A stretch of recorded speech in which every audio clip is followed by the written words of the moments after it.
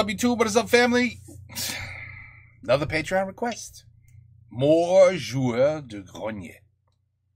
You guys keep requesting it. I gotta keep watching it. Those are the rules.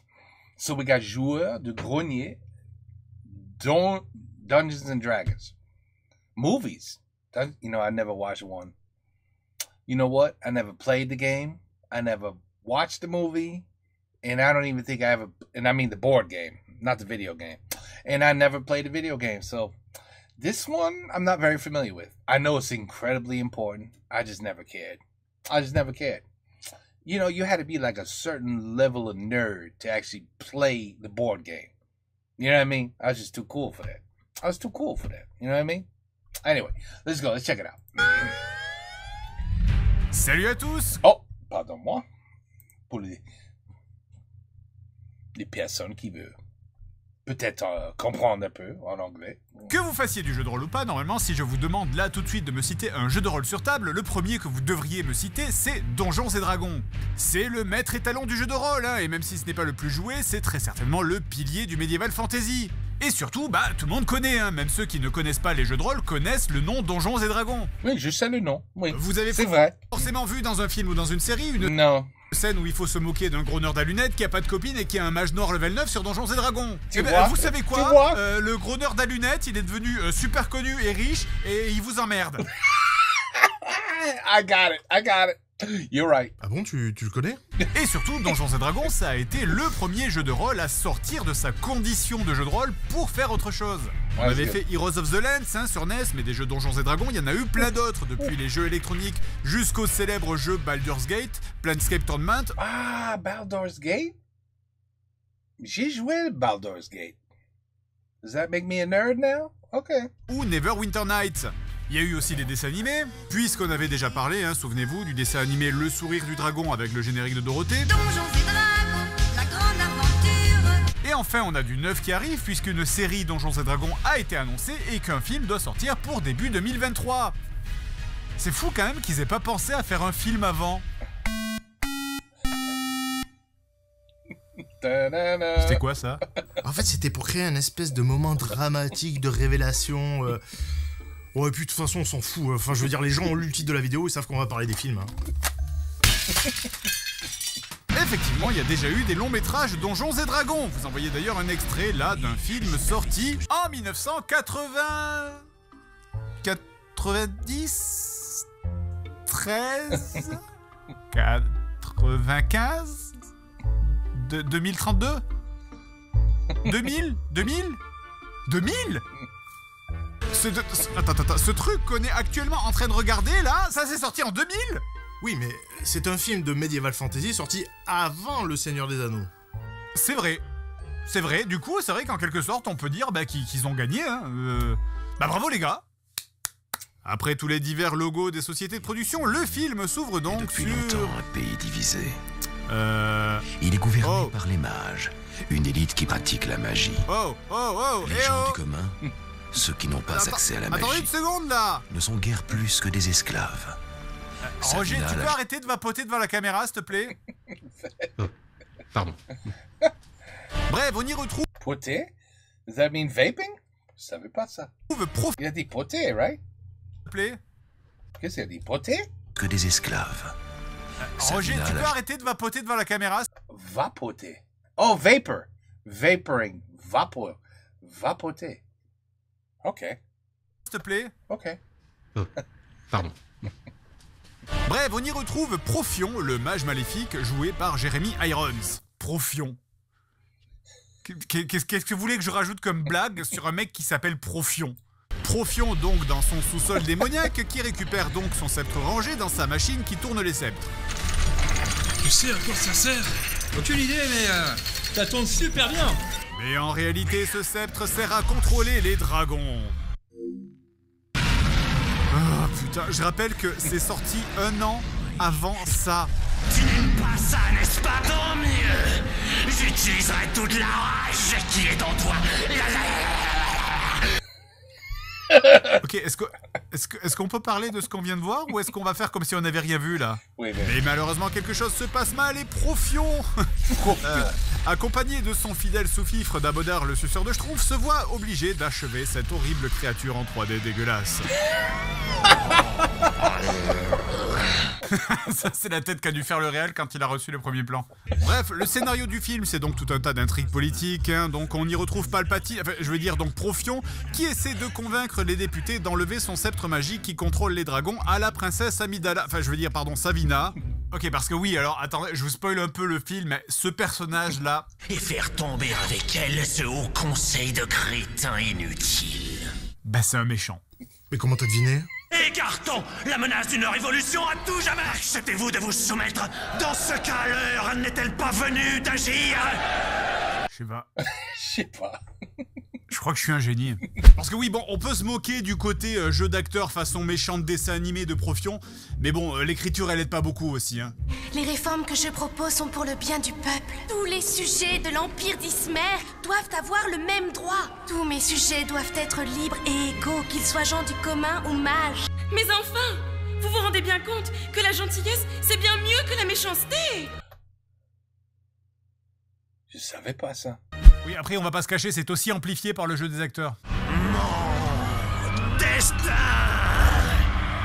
Tu comprends maintenant pourquoi j'ai jamais... je m'en foutais des Dungeons and Dragons. Maintenant, tu sais pourquoi. Venez à moi! Allez, vas-y, dis-lui. Bref, pendant que se déroulent toutes les intrigues politiques, on découvre enfin le héros joué par Jimmy Olsen de la série Lois et Clark et son pote Snail, le noir rigolo. Voilà, alors soyez pas vexés, c'est littéralement sa seule fonction dans le film. Tous deux s'introduisent dans le château pour essayer d'aller voler la bibliothèque des mages, histoire de se faire quelques pièces en profitant de la confusion dans la cité. Mais ceux-ci se font surprendre par une des mages travaillant dans la tour. Et faire le ménage, oui. C'est ça alors? Et là, je fais une petite pause dans le film pour vous parler des acteurs, et je dois dire, je sais pas lequel est mon préféré. Est-ce que c'est Jeremy Irons, qui joue comme s'il était complètement possédé? Mais pas la guerre! Marlon Wayans, connu surtout en France pour Scary Movie, qui joue comme si c'était un mec de notre époque qui avait été téléporté dans le monde de Donjons et Dragons. In Living Color, that's how we know him. In Living Color. You guys ever saw In Living Color with Jim Carrey? And him and his brother and his brother and his brother and anyway, it was really good. C'est drôle. Ou est-ce que c'est la magicienne qui joue littéralement comme Hermione dans Harry Potter quand elle avait 7 ans? Je croyais que vous partiez. Je vous en prie. Il s'agit d'un ancien parchemin. Ouais, donc les acteurs principaux, c'est pas ça, hein. Du coup, on va se contenter des seconds rôles. Les étrangers ne sont pas les bienvenus. Marquez au fer rouge là où était votre nez. D'accord? C'est vrai, ça? Ok, très bien. Waouh, ça c'est terrible. Revenons au film, donc les deux héros sont découverts et arrêtés par la bibliothécaire super chaude, que tu sais pas encore qu'elle est super chaude parce qu'elle a des lunettes et qu'elle a les cheveux attachés. Ah, je suis soulagé. Je vous remercierai quand on me coupera la tête. Vous pourrez. Vous serez moins laid comme ça. Ils vont baiser ensemble à la fin, hein? Ils vont baiser ensemble. Mais soudainement, les hommes de Profion arrivent pour s'emparer d'un parchemin qui leur permettrait de retrouver un autre sceptre qui contrôle les dragons. Ils réussissent à s'enfuir et rencontrent dans leur fuite Elwood, un nain dans une poubelle. Dormir peinard dans mon coin. Poster des brigades à toutes les entrées et sorties des égouts. Mon orthophoniste m'a dit de bien articuler. Nain qui, je ne sais pas pour quelle raison, va suivre les héros pendant toute la suite du film. On est partant. Et toi, Elwood? Je crois que j'ai pas tellement le choix. Mais qui es-tu? On t'a trouvé dans une poubelle, t'as aucune raison d'être là. Bref, les héros se réfugient dans la cantina, mais sont dorénavant poursuivis à la fois par une elfe envoyée par l'impératrice et par Damodar.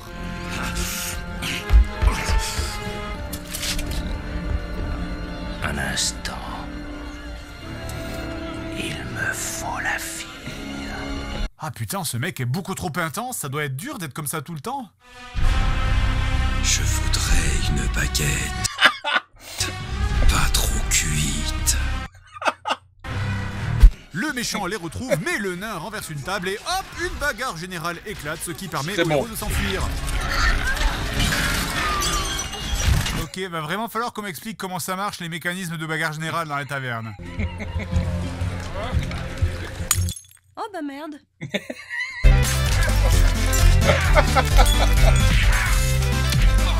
Ouais, et d'ailleurs, faites pas trop attention à l'arrière-plan. À gauche, à droite, à gauche, à droite. La magicienne convainc donc les deux héros et le nain de l'aider pour retrouver avant Damodar un des 3 sceptres du dragon qui serait caché dans un temple. Mais pour y entrer, il leur faut avant un joyau nommé l'œil du dragon qui serait lui-même caché au bout d'une escape game à l'intérieur de la guilde des voleurs. Les héros partent donc pour le Puy du Fou afin d'y rencontrer le chef de la guilde et lui demandent de pouvoir s'essayer à l'épreuve. Oui, mais tu dois être particulièrement doué pour que cette précieuse petite chose voyage avec toi. Ah, les années 90, hein. 2000. Ah, les années 90, hein. On a donc toute une petite séquence avec le voleur du groupe qui passe les différents pièges qui sentent bon les décors en carton-pâte façon petit train fantôme. Allez hop, on y va, en route pour l'aventure. Avant de finalement arriver devant le joyau. Quand soudain, un mécanisme se déclenche et le voleur n'a plus le temps. Mais comment va-t-il faire pour passer ce terrible piège ?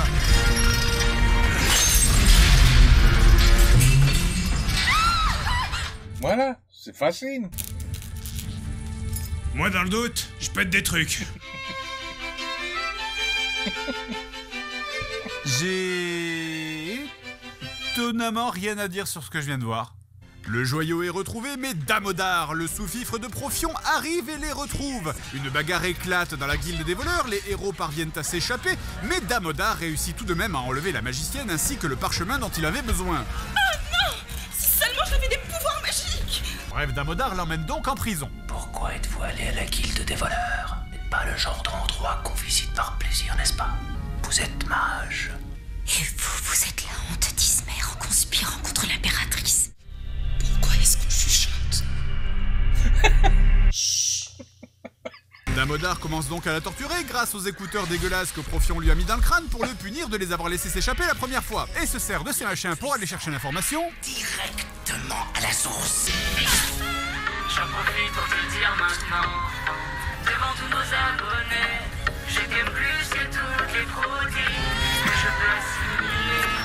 Damodar obtient donc les renseignements dont il a besoin. Il sait qu'il lui faudra l'œil du dragon pour rentrer dans la caverne du sceptre. Oh, he's ruining the whole movie for me. I was gonna actually go and watch this, but now he's telling me everything about the movie.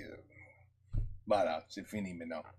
I can't watch it. Il tente donc because I know everything. Qu'un piège aux deux héros qui attaquent le château pour libérer la magicienne sans savoir qu'ils sont attendus. Très bien. Je m'occupe de Marina et toi du parchemin, d'accord?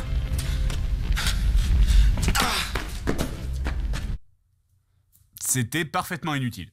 Ridley, c'est le nom de Jimmy Olsen, libère donc la magicienne de sa prison et commence à fuir le château, tandis que son pote Snail, qui était parti chercher le parchemin, tombe dans un piège tendu par Damodar.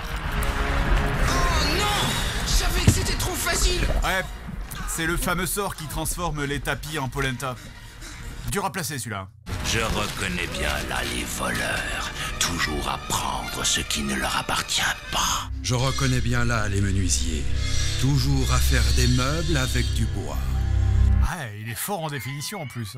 Ce dernier réussit à s'enfuir avec Damodar à ses trousses, mais tombe dans un cul-de-sac. Le duel face à Damodar tourne à son désavantage, mais heureusement, le voleur et la magicienne réussissent à arriver juste à temps pour sauver Snail. Ah, non, il meurt.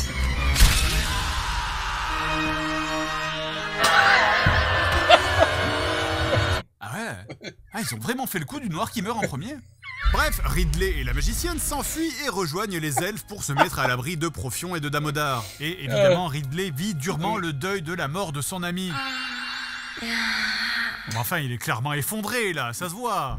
Ceux qui restent de l'équipe se rendent donc à la caverne magique pour s'emparer du sceptre, mais à part le voleur, un champ de force empêche tout le monde d'entrer. Bon, en même temps, c'est pas comme si les autres servaient à rien depuis le début du film, donc c'est pas bien grave. Le voleur arrive donc seul devant la porte du temple du sceptre, où l'attend l'énigme la plus compliquée du monde.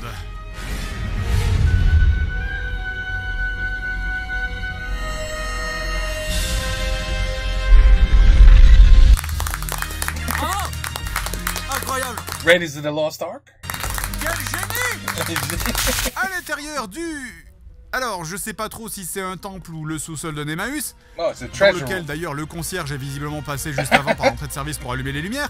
Le héros arrive et s'empare du sceptre qui contrôle les dragons des mains de son gardien. Il ressort, mais à l'extérieur, Damodar a capturé la magicienne. Merci de m'avoir épargné cette peine. Mais c'est un sketch là, mais on en a combien là? 3 fois? 4 fois? J'ai perdu le compte à force. Ils font quoi les autres? Ils sont AFK? Ne lui faites pas de mal. AFK. Alors donne-moi le bâton.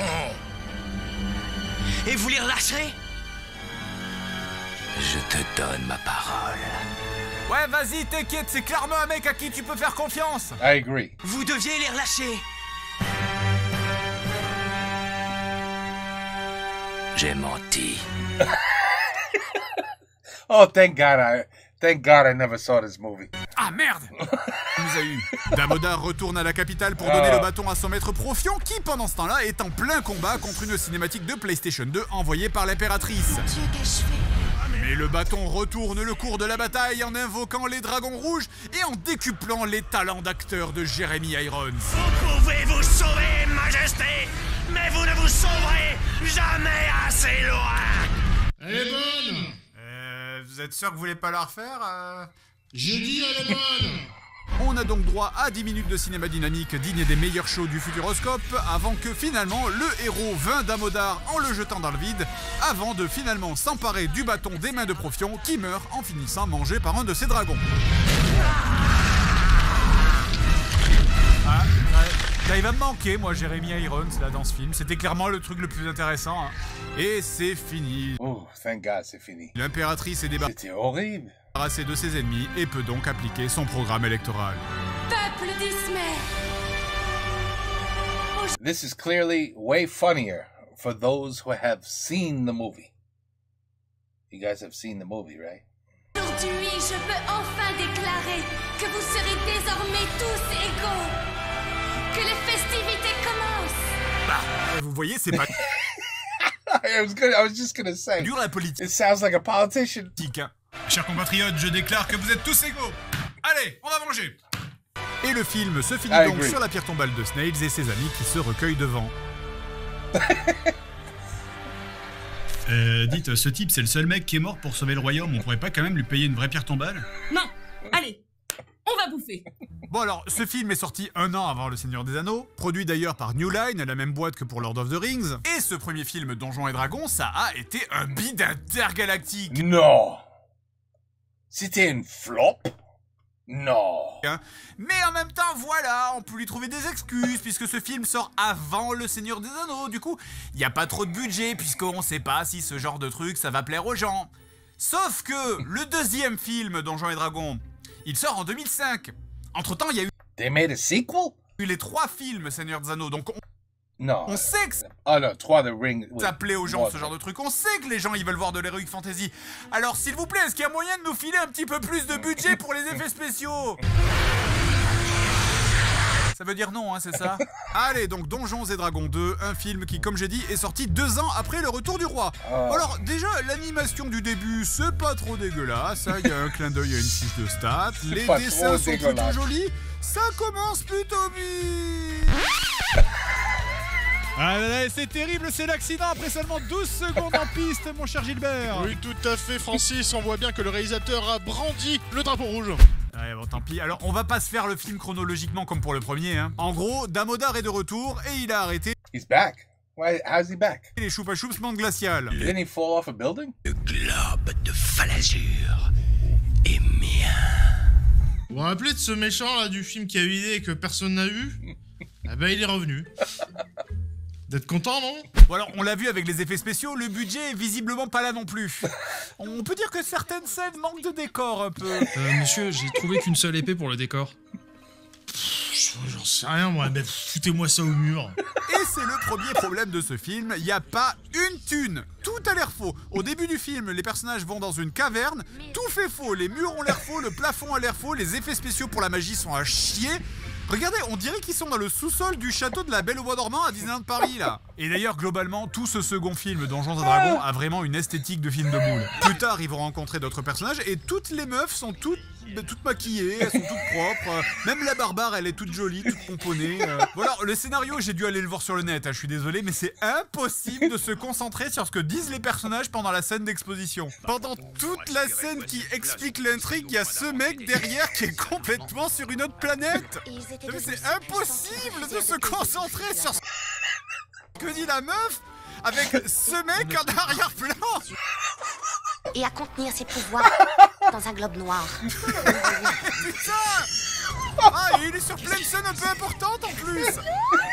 Bon, alors comme j'ai absolument rien suivi, je suis allé voir sur Wikipédia et... Isaac, I love this guy. En gros, le scénario du film, c'est que les héros vont devoir aller récupérer le globe de Falasur, qui est un artefact qui permet de réveiller et de contrôler les dragons, et qui est en la possession de Damodar. On va donc suivre toute une équipe de héros composée de différentes classes qu'on peut trouver dans le jeu Donjons et Dragons, paladins, voleurs, mages, barbares, etc., qui part donc pour trouver des gobelins afin d'obtenir des renseignements sur l'emplacement du globe de Falasur. Tu ne pourrais pas nous téléporter sur place.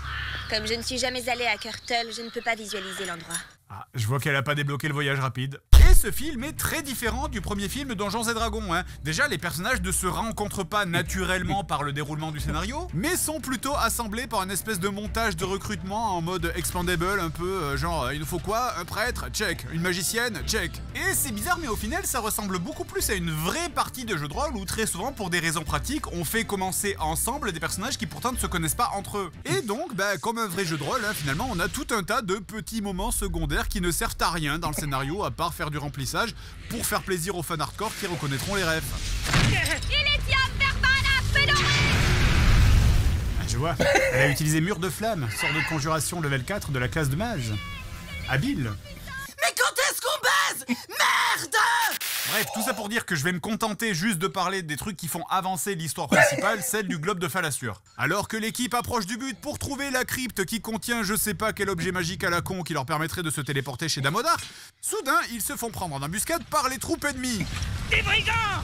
C'est certainement encore un cadeau de Damodar. La bataille s'engage alors. Et cette bataille, je voulais vous en parler parce que c'est une des pires batailles que j'ai vues de ma vie. Je veux dire, ok, là, la barbare est en train de se battre contre les brigands, donc ça veut dire qu'ils sont arrivés en bas, mais non, on les voit courir sur absolument tous les plans. Non, parce qu'il y avait qu'une seule ligne d'ennemis en haut, et là, ils sont de nouveau super loin. Sur tous les plans, ils sont en train de descendre la colline. Pourtant, je sais pas, c'est une petite colline, ils devraient être arrivés à force. Ils font quoi là? Quand ils arrivent en bas, ils remontent ou quoi? Et regardez, il y a des mecs qui courent avec des arcs. C'est génial, ils ont même pas compris le principe des arcs. Ah non, mais sans déconner, moi j'adore. Cette bataille, c'est une œuvre d'art. Bref, les héros trouvent l'artefact qui leur permet de se téléporter dans le repère du méchant, mais... Attention la bille, toboggan activé. Mousetrap. Un saut de tremplin, souris piégée. Ouf, c'est pas moi. Gagné. Nouveau jeu, attrape-souris. Heureusement, les héros réussissent à se libérer, à couper le bras de Damodar qui s'enfuit et repartent pour Ishmir, la capitale, avec l'orbe magique de Falasur qu'ils étaient venus récupérer, tandis que Damodar, lui, pense ses blessures. Putain, mais vous êtes sérieux? Mais monseigneur, je vois bien que votre bras est derrière votre dos là. Si, il est coupé, j'ai pas de bras. Non, il est pas vraiment coupé, non. Si, j'ai croisé des gentils, et même ils m'ont coupé le bras. Non mais putain, mais c'est qui lui là? C'est quoi? C'est une race de Donjons et Dragons ça? Ou c'est le crocodile des pubs Amstrad?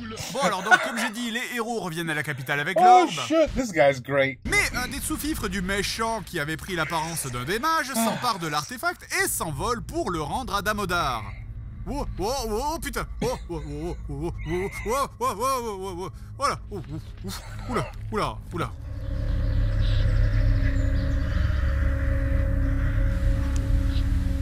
Ok, merci pour cette petite bouboule, mais je vais pas faire comme si j'avais pas vu ton arrivée là. À nouveau en possession de l'orbe, Damodar peut donc invoquer Dégueulassor, le roi des dragons dégueulasses. Celui-ci attaque la ville, mais heureusement les héros réussissent à trouver un autre artefact magique de mes couilles pour le repousser.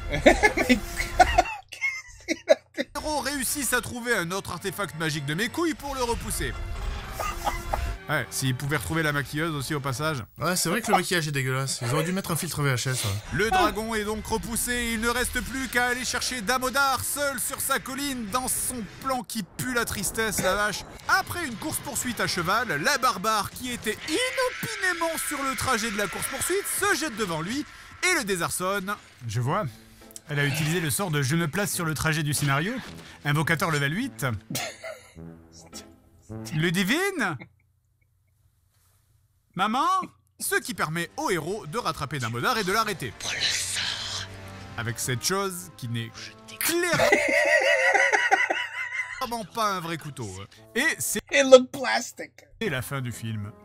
Ah tiens, Damodar, il s'appelle Bruce Payne. Le célèbre Batman. Alors bon, il y aura bien un 3e film Donjons et Dragons, mais qui est loin d'être aussi intéressant. Oh, j'espère, la 3e. Les 2 premiers. Les premiers deux, magnifiques. En fait, le premier Donjons et Dragons, aussi mauvais soit-il, ils ont quand même essayé de faire un film. Certes, ils ont fait des raccourcis, ils n'ont pas forcément respecté le lore, mais ils ont quand même essayé. Alors que ce 2e et ce 3e film ressemblent davantage à une partie de jeu de rôle qu'on aurait mise en vidéo. Avec tous les trucs chiants que tu retrouves dans les JDR aussi, d'ailleurs. Dans ce cas, je vais prendre un anneau de force, un sac de sortilège paralysant, une épée de belle facture et cette armure de chevalier. Modèle vertueux ou héroïque? Vertueux. Mais attendez, c'est quoi le problème, là, bordel? Il y a bien toutes les conneries de votre jeu, là. Les lutins, les princesses, les magiciens. Il faut tuer 200 wolves. Comment on dit wolves? Anyway. Qu'est-ce que... Vous êtes pas content? Et ce côté vraiment bizarre est aussi renforcé par le fait que les personnages parlent davantage comme des joueurs de jeux de rôle que comme des personnages qui vivraient vraiment dans cet univers. Je n'ai que 2 sorts de téléportation en réserve. Ah, je peux pas ouvrir cette bouteille! Je n'ai pas assez de dextérité! Bon alors bref, je vais pas forcément parler en détail de ce 3e film, mais pourtant ils ont vraiment forcé très très fort pour rendre ça intéressant pour les spectateurs. Domine-moi. Ah, ils ont vraiment beaucoup forcé. Donc au final, en 3 films, on aura eu un nanar et 2 navets, mais il se trouve que Two flops. l'année prochaine, eh bien, un autre film Donjons et Dragons va sortir. A third flop. Avec un trailer qui pue bien la comédie façon Gardien de la Galaxie sauce Moyen-Âge. Mais bon, hein, allez, on va lui laisser une chance et peut-être qu'on aura enfin une bonne surprise. Bon, ok, tu vas me rendre ça n'est pas fait pour toi. Donjons et Dragons, la grande aventure. He's really good, this guy. He cracks me up, man. Because nothing about the movie was funny. The movie looked horrible, terrible, boring, awful. Everything he said, basically. But because he narrates it, it became funny. The battle scene was the best. And the guy behind the main character was like... That guy was hilarious too. It's almost like, are you serious? Are the people that made this movie? Vous êtes sérieux? Vraiment? Ça c'est pourquoi c'est les joueurs du grenier. Parce que ça c'était la merde. C'est le papa grenier. That's when he talks about a good game, right? Or something that's not terrible. I got it now. Ok, la prochaine, il faut le faire. Il faut le faire. La prochaine, Dragon's Lair. Il faut le faire. Il faut le faire. And there's one, I believe. Listen, I'm not going to lie. You guys just, I don't know if you're going to get bored or not sooner or later, but you guys keep requesting more and more joueurs de grenier. But some of them are really good, I have to admit. Yeah, we're going to do Dragon's Lair. And then the Atari 26. Oh, man. It's at least 5 more. It's at least 5 more. Anyway, you want it? You got it. Take care. Peace out. À la prochaine et bonsoir.